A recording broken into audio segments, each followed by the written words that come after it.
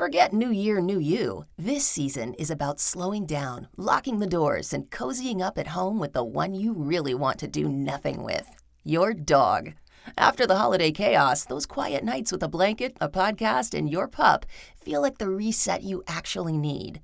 Ollie helps make those moments easier with fresh protein-packed meals made from real human-grade ingredients, so your dog can enjoy some quality comfort food too. Choose from 5 recipes and get a personalized plan for your dog's needs. Meals arrive perfectly proportioned with a scoop and storage container, so serving is fast and mess-free. And with Ollie's in-app on-demand health screenings, supporting your dog is easy, ensuring more cuddles for many years to come. Visit ollie.com/truecrime and use code TRUECRIME for 60% off your first box. Kimberly, Boone, and Anita Smithey had become fast friends. They had plenty in common. They both lived in affluent Seminole County, about 40 minutes from Walt Disney World. They were about the same age, in their 40s. They were both working moms and were married to men who shared the same name, Robert. And they were both inmates, facing punishments for similar crimes. In Seminole County Jail, where the two women were each held in custody at one point, Anita and Kimberly got to know each other. Anita was out on bail before her trial, but the two women still stayed in touch and regularly spoke on the phone over several months in 2012. Hello, you have a prepaid call from Boone. They vented about attorneys and what they felt were disappointing legal developments. They gossiped about the prosecutors and other inmates and mused about their family members seeing their mugshots on mugshots.com. Because I thought my second one would be better, but I don't know, I was just getting ready to look up when they caught my picture this time. Like I look like a... Well, I kind of think my second one looks better, but I don't know which one's on there. I was just kind of like, yeah, I really need this. Yeah, well, either one of mine don't need to be seen by any other human. Well, you know what I think is terrible? It's like, actually, Keisha's doesn't look too bad, like she knows. Yeah. But see, what I think is bad is the camera, like they don't tell you that the camera is like 6 feet above you. Exactly. So of course you look evil because you're looking straight forward. Yeah. And they're taking a picture Exactly. down on you. Exactly. I'm like, that's not fair. Right, it's not. They encouraged each other to keep going as they both felt alone with their pending criminal cases. The two women's conversations were recorded and monitored by prosecutors who listened in to see if Anita or Kimberly divulged more about their crimes. The phone calls you'll hear throughout this episode were published by multiple news outlets after the story of their friendship first broke in 2015. And so today, we're going to take a look behind the scenes at the two women's cases as they made their way through the criminal justice system. This is Jillian, and you are listening to Court Junkie, episode 119. Have you guys heard about Rothys, this company that makes stylish, sustainable shoes and bags made for life on the go? They're carefully crafted with eco-friendly materials like repurposed plastic water bottles and marine plastic. Rothys shoes are incredibly comfortable with zero break-in period thanks to their seamlessly knit design. With lots of chic styles to choose from, Rothys shoes are the perfect pair for, well, really anything. I got the Chelsea style in berry lattice stitch, and I wear them with everything. Dresses, jeans, shorts, leggings, especially leggings lately. Not only are they super cute and comfortable, but they're fully machine washable too. So every time I need a refresh, I just toss them in the washing machine. And the fact that they're made with repurposed water bottles is just so cool. Rothys has kept over 50 million single-use plastic bottles out of landfills and transformed them into their signature thread, which is then knit into beautiful, sustainable products. Plus, Rothys always comes with free shipping and free returns. Check out all the amazing shoes and bags available right now at rothys.com/court. That's Rothys, ROTHYS.com/court. Style and sustainability meet to create your new favorites. Head on over to rothys.com/court today. A crime is like a puzzle, right? Each connection helps reveal the big picture, and it's a thrill to put it all together. When I'm not thinking about true crime or watching trials, my brain still craves a challenge. And that's why I love Best Fiends. It's the fun and exciting puzzle adventure you can experience anytime, anywhere. If you're not playing Best Fiends, you're missing out big time. It's such a fun thing to do and a great way to connect with your friends, especially when you can't really hang out in person. One of my girlfriends recently started playing it, and we've been having fun competing about who can get to the furthest level first. We both work and both have kids, so I usually play when my daughter is busy eating dinner or has gone down to bed for the night. One of my favorite things about it is that they update the game all the time, so it never gets old or repetitive. You also don't need Wi-Fi to play it, so you can play from virtually anywhere. Best Fiends has thousands of levels already, with new levels, events, and characters added every month. It's hours of fun right at your fingertips, and you can even play offline. With over 100 million downloads and tons of 5-star reviews, Best Fiends is a must-play. Download Best Fiends free on the Apple App Store or Google Play. That's friends without the R, Best Fiends.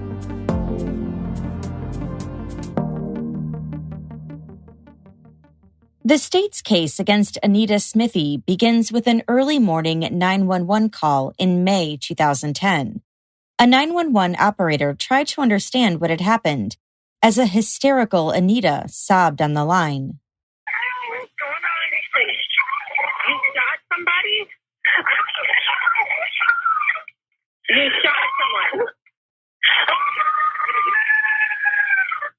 Calm down.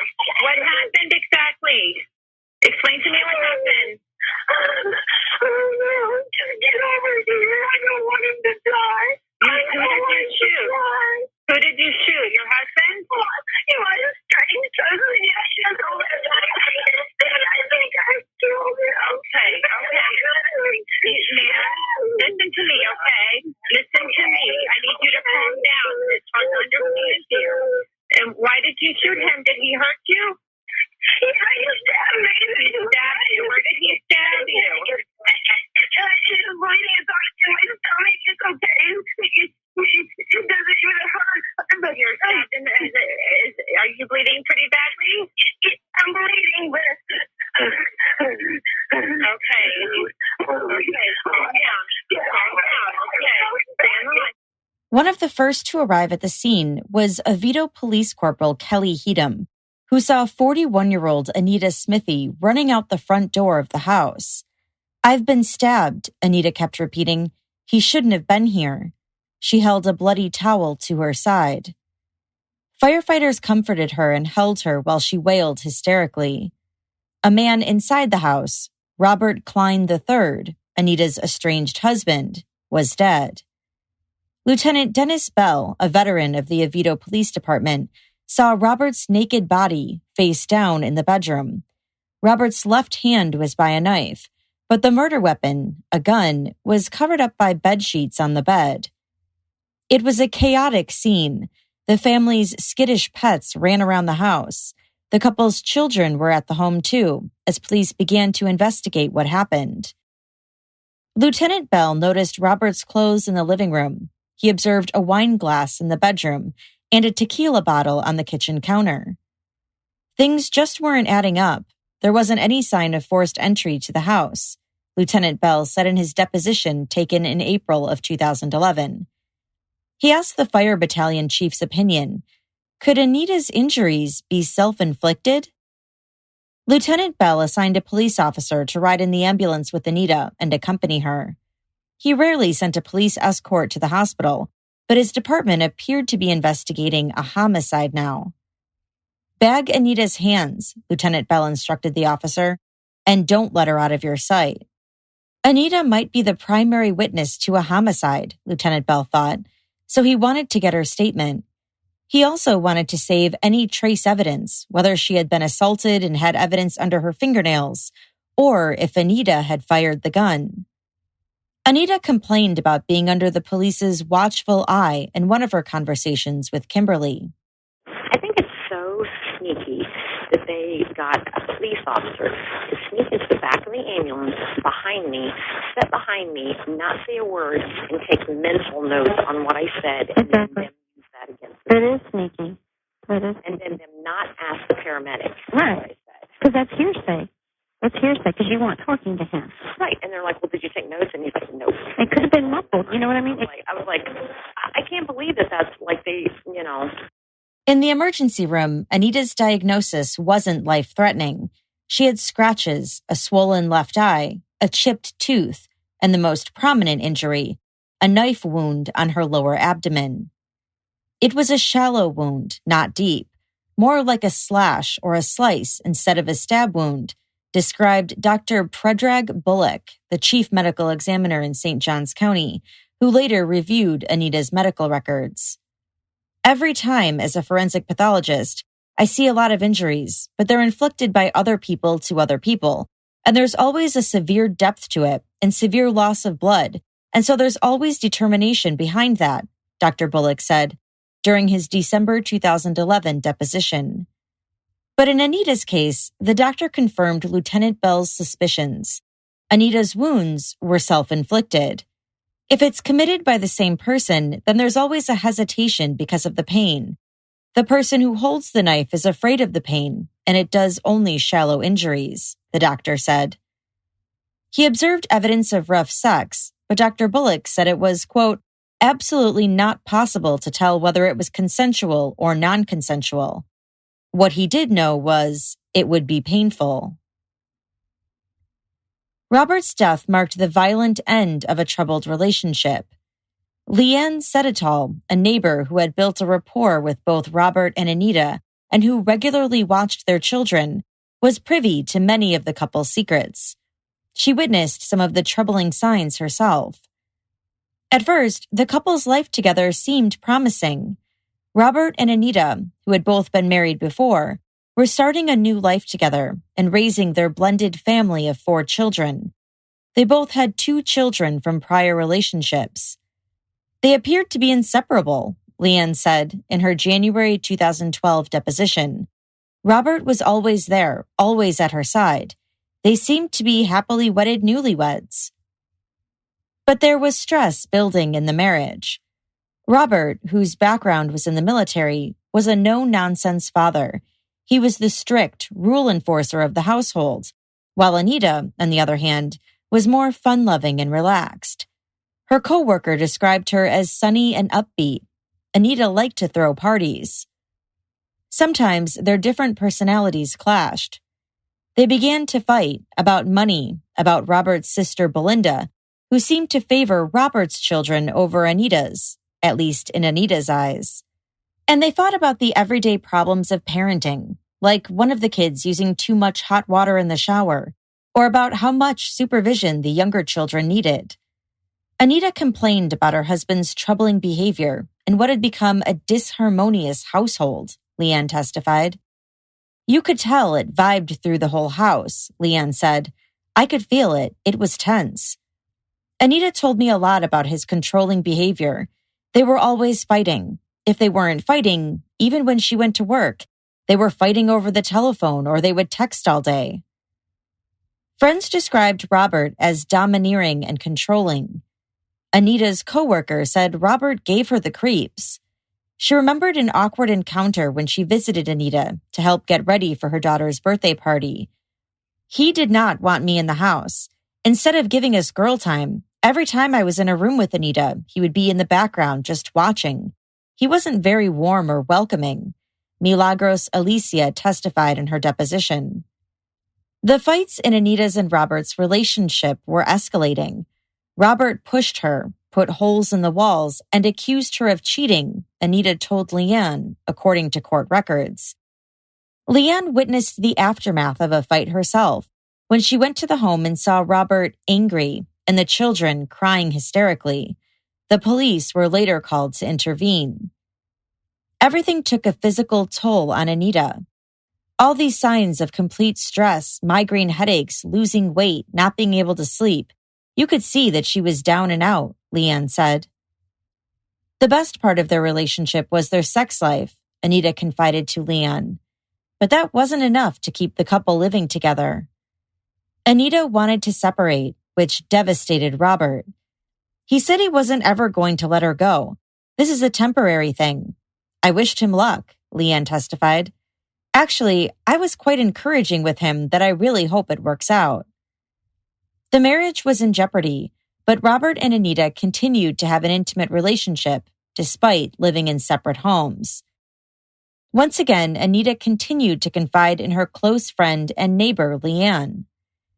Leanne testified in her deposition, quote, "She told me she was trying to wean away from Robert. That was the only way. He wouldn't let her breathe. He kept on coming over and kept on trying to get her back every which way. It was constant. She was afraid. She made it sound like she had no option but to have sex with him. She was trying to dribble away from him rather than just cutting clean. And the reason why she did that, she told me, was for the kids. She loved all the children." Anita confided to other friends that the sex became rougher. Not everybody believed Anita's version of the events, however. One of Robert's staunchest supporters was his sister, Belinda Klein, that same sibling who had been a source of conflict during their marriage. Belinda's take: Robert, the younger brother whom she called Bubba, had never been verbally aggressive or physically violent towards Anita or anyone. Quote, "My brother was very laid back and easygoing. He'd give you the shirt off his back and then he'd let you take every last item from him in order," said Belinda, who worked as a field training officer for the Volusia County Sheriff's Office. Anita always seemed to find something wrong. Nothing was good enough. She also excelled at playing the victim, which gave her the upper hand in the relationship, Belinda said. "My brother worked desperately at trying to make her happy and trying to do the right thing and trying to appease her," Belinda said in her April 2011 deposition. Belinda's advice to Robert early on: find somebody else to date. Robert didn't listen to his big sister. He was in love with Anita. Did Anita love Robert in the beginning? "I don't know," Belinda retorted in her deposition. Still up in the air with that one. Belinda and her sister-in-law's relationship was clearly icy. Anita gave a present of the children's photographs to Belinda, then promptly asked for the gifts back. She sent a terse message to Belinda to give identical Christmas presents to all the children, not just Robert's biological ones. Now that Robert and Anita were splitting up, Robert seemed to be handling it well, according to his sister. He said that things were going good around the house, that there was calm and the kids were doing better, Belinda testified. He knew things needed to just move along. Fighting back tears throughout her deposition, Belinda remembered her last conversation with her brother shortly before he died and how cheerful he had been. Belinda, who carried a gun and had a career in the military and law enforcement, admitted she was scared of her sister-in-law. "I feel that Anita is unstable. I think that she's vindictive. I think that she plotted and murdered my brother," Belinda said.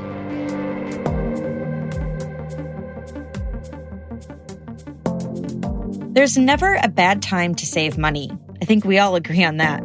But now more than ever, finding smart ways to put some cash back in your pocket can make a big difference. One way to do that is to save on the things you already pay for, like home insurance. If you own a home, re-shopping your home insurance rates with Policygenius could save you a good chunk of change. And the best part is, you barely need to lift a finger to do it. Here's how. First, head to Policygenius.com and answer a few quick questions about yourself and your property. Then, Policygenius will compare your policy against options from top insurers to make sure you're getting the right home insurance coverage at the best possible price. If Policygenius finds you a better rate than what you're currently paying, they'll do all the work to get you switched. If you own a car too, Policygenius will compare your home and auto policies across different insurers, and even mix and match to find you savings. They've saved their customers an average of $1,127 per year doing just that. So if you'd like to put a little cash back in your pocket right now, see how much you can save by re-shopping your home insurance rates at Policygenius.com. America might be getting back to work soon, but to win in the new economy, you need every advantage to succeed. Smart companies run on NetSuite by Oracle, the world's #1 cloud business system. With NetSuite, you'll have visibility and control over your financials, HR, inventory, e-commerce, and more. Everything you need, all in one place. Whether you're doing $1 million or hundreds of millions in sales, NetSuite lets you manage every penny with precision. You'll have the ability to compete with anyone, work from anywhere, and run your whole company right from your phone. Join over 20,000 companies who trust NetSuite to make it happen. NetSuite surveyed hundreds of business leaders and assembled a playbook of the top strategies they're using as America reopens for business. Receive your free guide, 7 Actions Businesses Need to Take Now, and schedule your free product tour at netsuite.com/court. Get your free guide and schedule your free product tour right now at netsuite.com/court. That's netsuite.com/court. Anita sat in the interview room of the Oviedo Police Department and began to tell authorities what happened in her house that night that led to her estranged husband's death. Robert, who had moved out 3 months ago, walked through her front door with a key that he had gotten from his son and a bottle of tequila.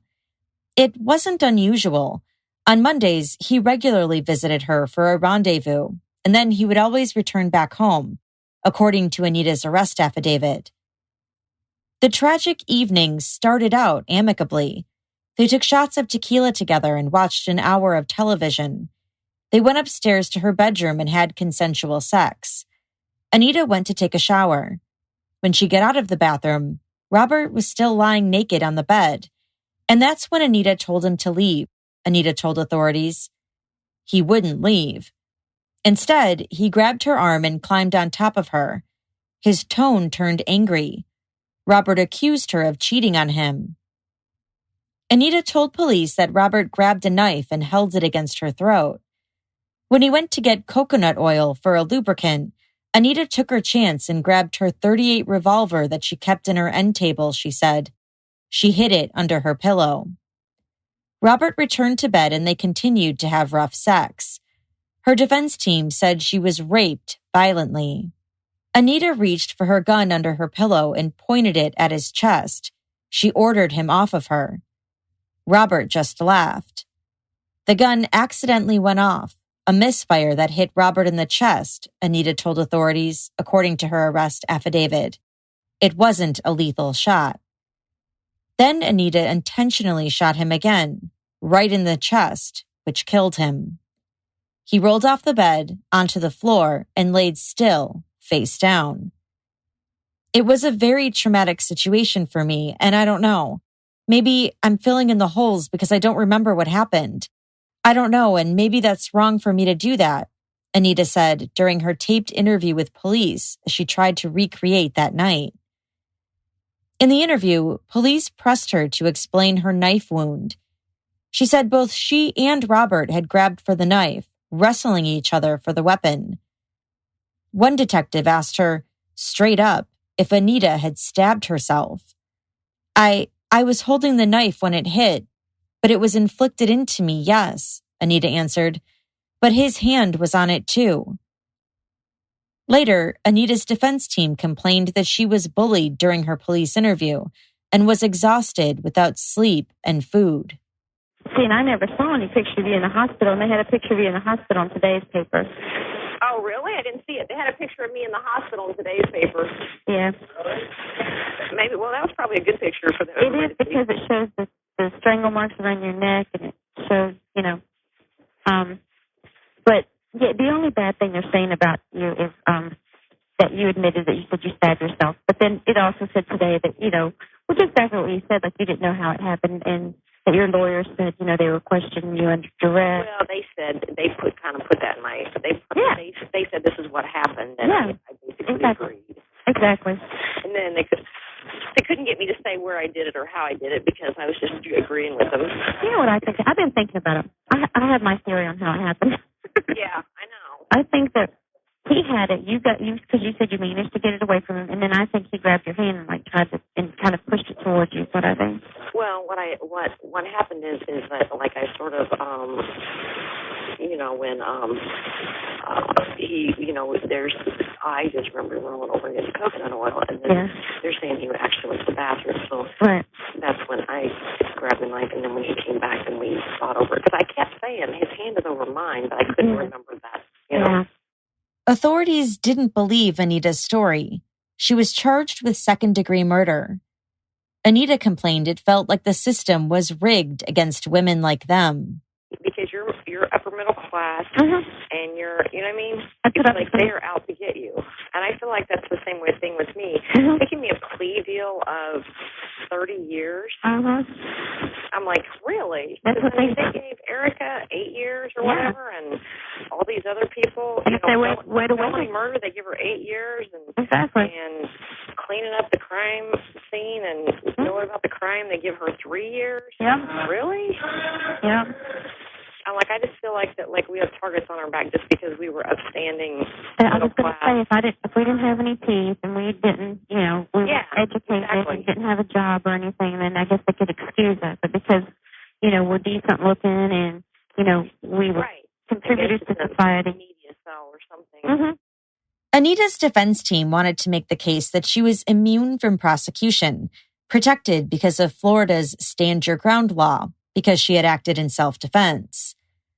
Her defense claimed Robert came over to Anita's house unwelcomed and entered with a key he had stolen from his son. He then raped her and cut her with the knife, scratching her cheek and neck and threatening to kill her, her defense team said in an August 2012 court motion. What happened to Miss Smithey in her home is precisely why the legislature passed the Stand Your Ground laws. If a woman is not safe in her home, then where is she safe? The motion read. A judge, however, saw it differently. Seminole County Circuit Judge Kenneth Lester Jr., who had been overseeing another high-profile case against George Zimmerman, the man accused of murdering Trayvon Martin, denied Anita's motion. The judge ruled Anita hadn't acted in self-defense. Anita and Robert were, quote, very friendly, going so far as to have consensual sex, the judge wrote. It appears that the defendant shot Mr. Klein out of anger and then staged the scene and presented her testimony to make it seem as if she had been raped. During the critical part of the alleged incident, the defendant appears to have acted in a cool and calculated manner, not in a manner indicating a fear of Mr. Klein, the judge went on to say. The decision was a blow to the defense.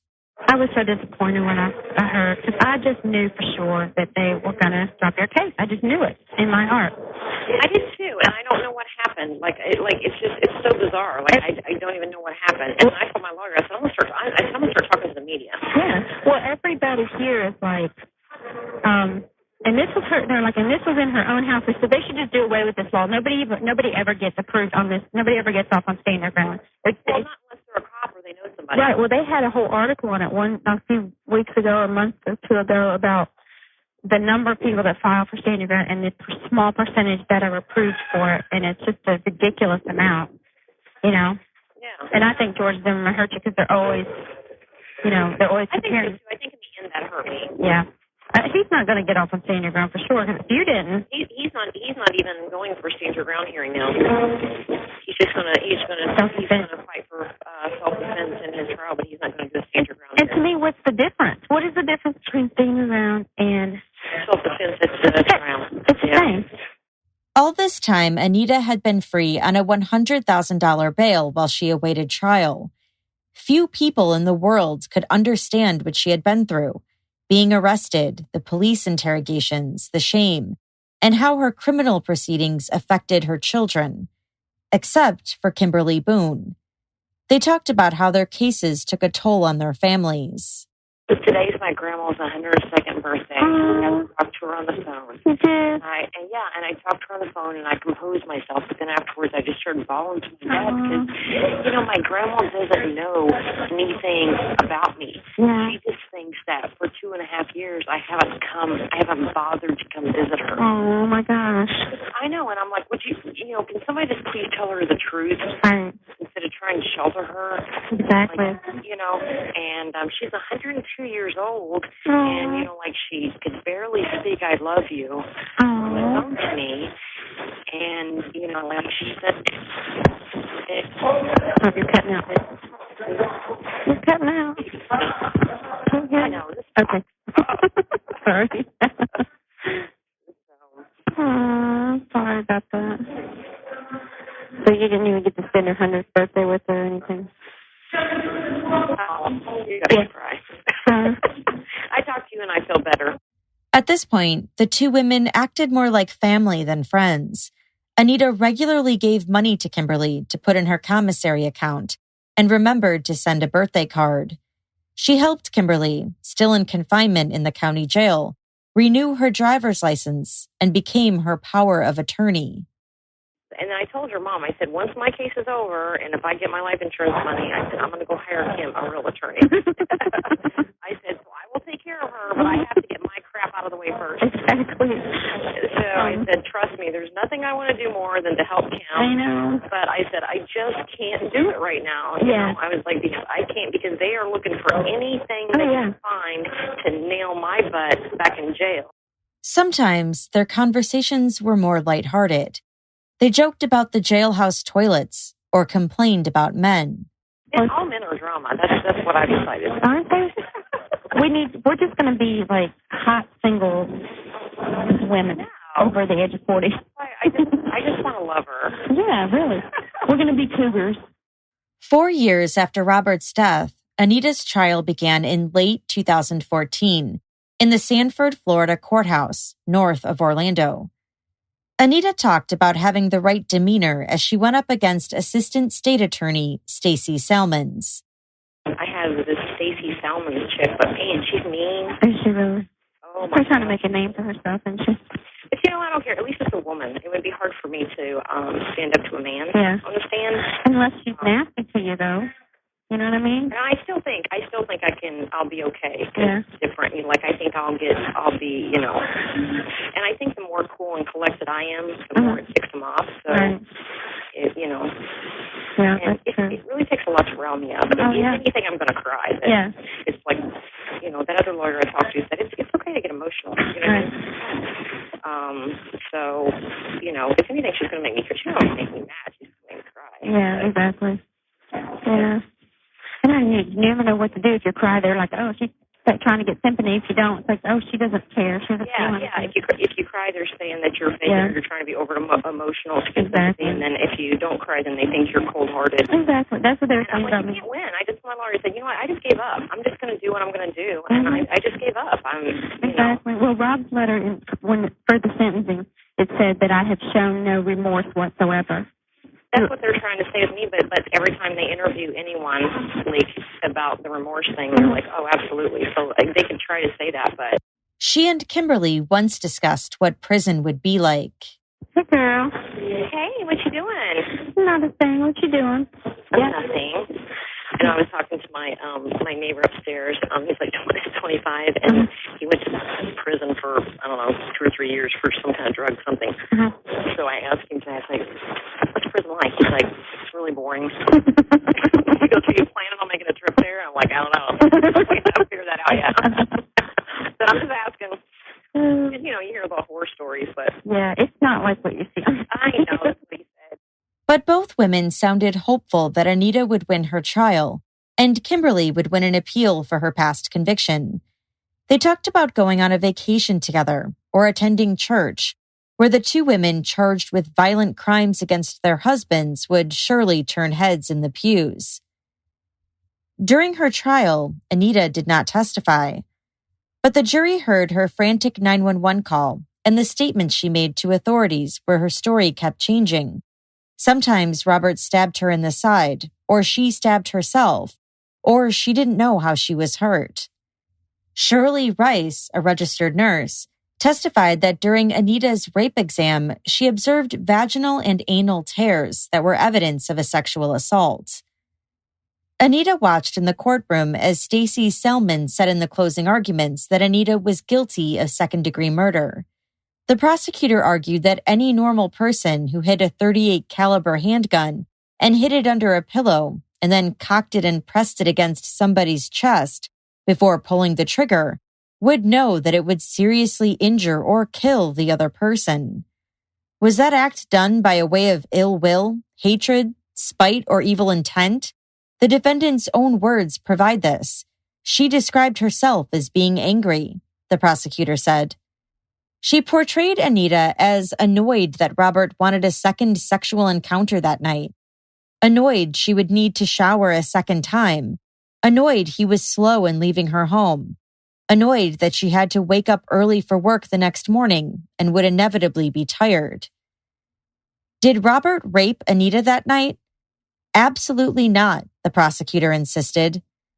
The couple have a history of rough but consensual sex, the prosecutor said. They played date rape role-playing, but it was clear on this night Robert had no intention of hurting the woman he was still legally married to, because he went to get lubricant, she said. Anita's defense also got its turn to sway the jury. As I was sitting here listening to the state's argument, I realized that this case is a lot more than just about what happened, defense attorney Rick Jancha began. The defense attorney asked the jury to think of the bigger picture. How does law enforcement and society treat a woman who has been the victim of sexual abuse? Do we come to a decision in our own minds without any evidence that just because she stated that she had consensual sex with her husband and that it turned violent, that she withdrew consent? Do we then assume that's not true? Do we assume that a woman cannot be raped by her husband? He asked. The defense attorney attacked how law enforcement treated Anita from the very beginning. Ms. Smithey had just been brutally assaulted, brutally raped, he said. A knife held to her neck, threatened to be killed. And the first thing that happens to you when you go to the hospital for treatment is they put bags on your hands? Bags on your hands. I mean, think about that. The defense attorney went on. This is a woman who is in a situation where the person that she had one time loved, who she shared children with, for 3 years, now all of a sudden turns violent, goes over the top violent and says, I could kill you if I wanted to. No other man is going to have you. Think what was going through her mind at that time and how she reacted. I submit to you, ladies and gentlemen, that the only one who knows what happened that day is Anita Smithey. The jury deliberated for 2.5 hours before reaching a verdict in November 2014. Anita Smithey was guilty. Anita collapsed, crying in the courtroom. In February 2015, she was sentenced to 40 years in prison.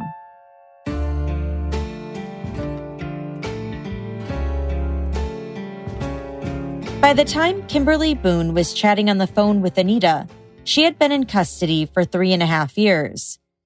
She was accused of trying to kill her husband, Robert Boone, twice in 3 months.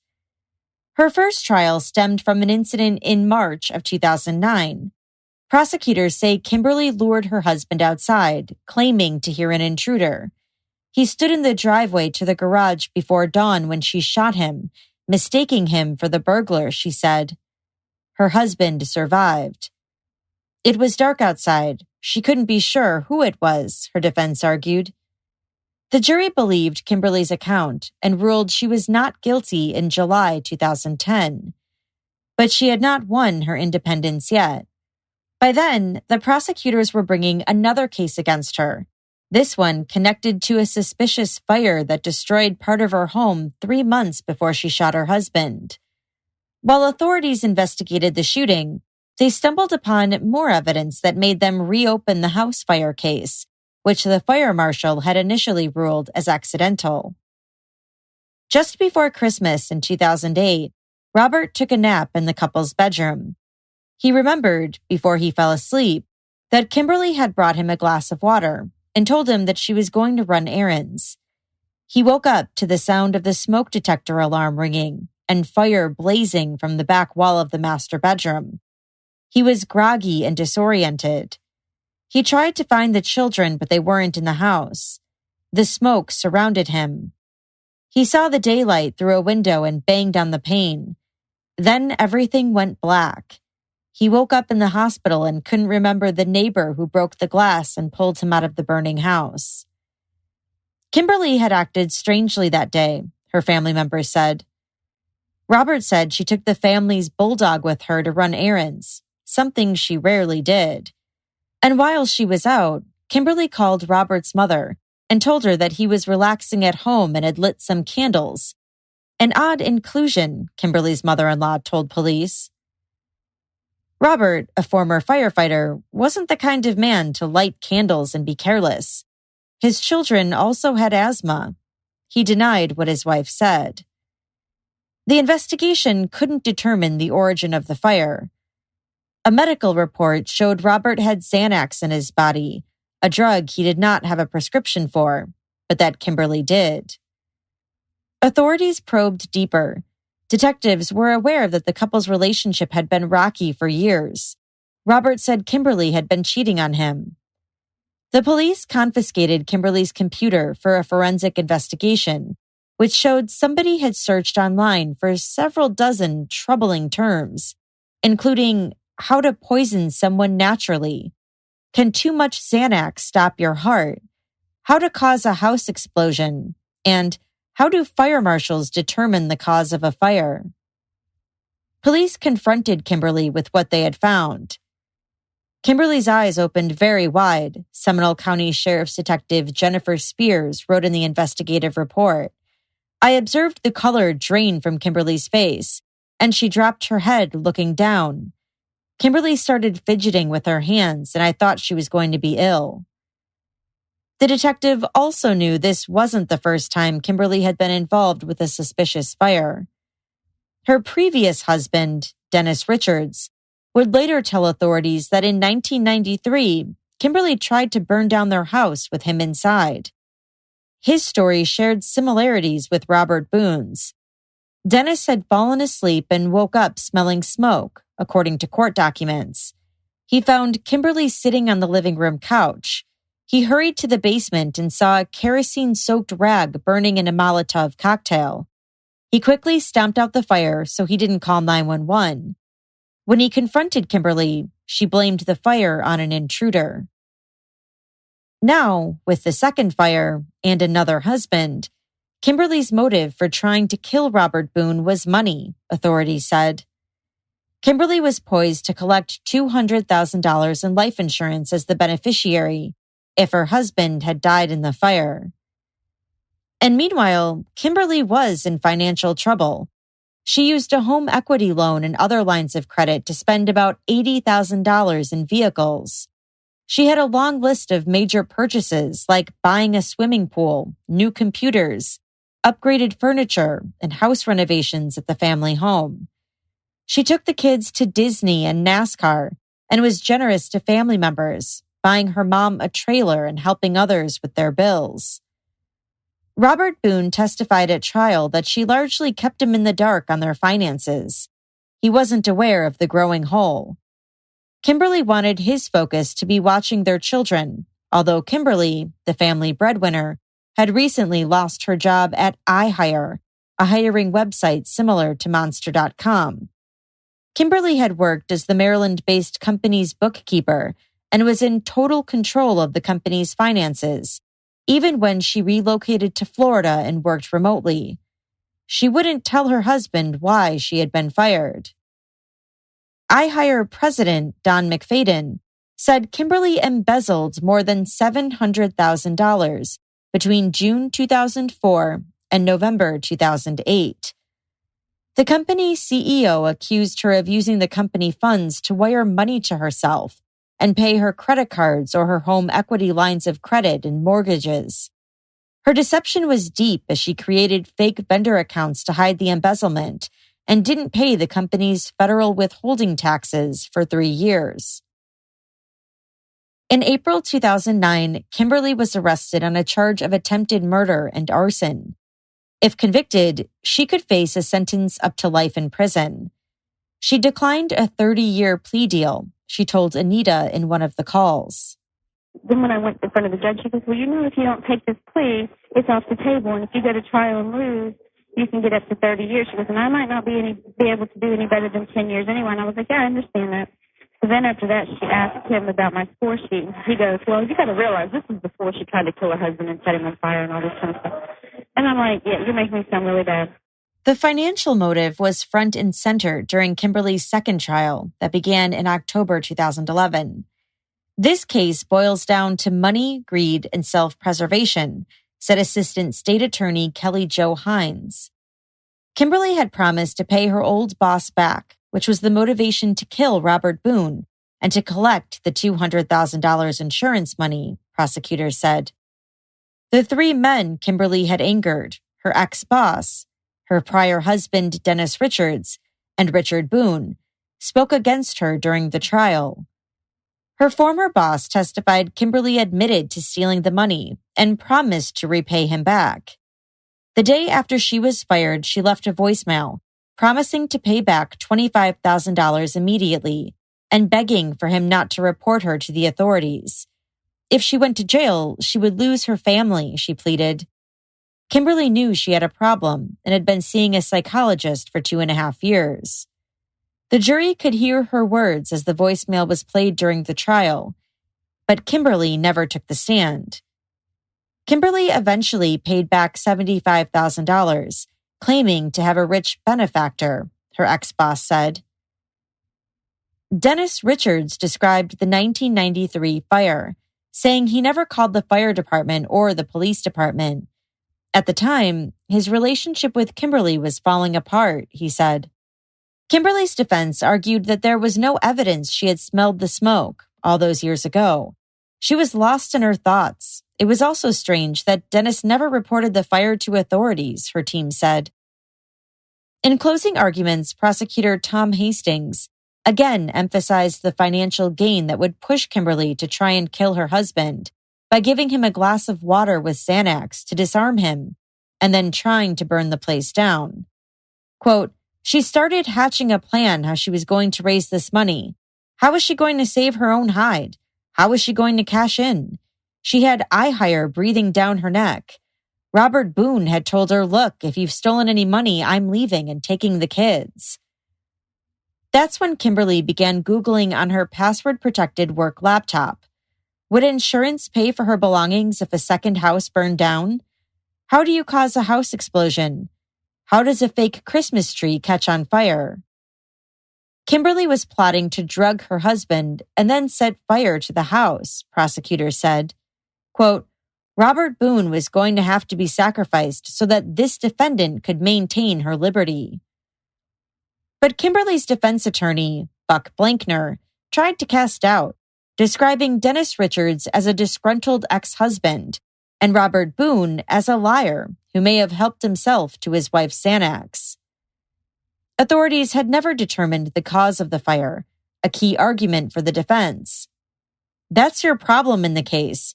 Could the fire have been an accidental fire? Yes. Do we know the cause of it? No. No one has been able to come in here and give you a cause, Kimberly's defense attorney said. When it came to stealing money from iHire, without a doubt, Kimberly was guilty. But the question is, was she going to kill her husband over it? Her defense attorney asked. I suggest to you she loved her husband. The jury deliberated for 4 hours before returning with their verdict. Guilty. Just before her sentencing, Robert Boone wrote a victim impact statement. He said Kimberly has no remorse for what she's done to him and that he still suffers from PTSD. Kimberly scoffed about what Robert said later on with Anita. Even Rob at my sentencing, and he wrote about how he wakes up every night still reliving the horror of waking up in a burning house. Really? Oh, my gosh. And he said he had post-traumatic stress disorder. He has a hard time trusting people. And I'm thinking, you weren't waking up in a burning house those 4 months, after the fire before you got shot. Yeah, really. But yeah, that's what he was. I was sleeping with you and you weren't waking up Right. telling me that you had any. In fact, we went to the NASCAR races. We bought new furniture. He bought another gun. He bought, we went every place together. So yeah, you really have post-traumatic. Maybe he has it now because of what happened. I can see that. But why lie and say I wake up every night with, reliving the horror of waking up in a burning building? Because he's trying to get you convicted. Kimberly was sentenced to 35 years in prison.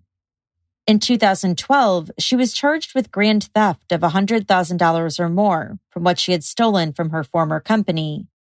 She had been serving in state prison and was ordered back to jail to face the new charge, which is when the regular phone calls with Anita began. The public defender came to see me today. Oh, good. What do you say? Just that they have about, he said, literally 5,000 to 6,000 pieces of paper in my discovery for this little case here. What? I don't even think I know. What are they charging you of that's over $100,000? It's grand theft. And what they're saying, and this is what they used against me in my other two trials. This is the reason, supposedly, that I wanted to kill Rob, because I owe this money. Neither Kimberly nor Anita ever confessed to their crimes against their husbands in their calls, although Kimberly discussed her grand theft charge in greater detail in one taped call and admitted to overstepping her bounds. I had complete control over their finances. I used to take a couple $100,000 out, and I took it out and opened another bank account for them when all the banks were failing, and to have it protected and stuff. And I was the only one with the company that was approved through the U.S. Treasury to go in and do money transfers from bank to bank between that account and others.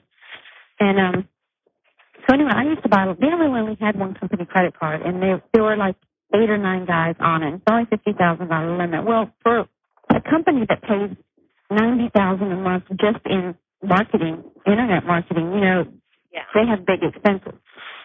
So I used to put a lot of stuff on my own credit card. Oh, okay. I bought computers for the company.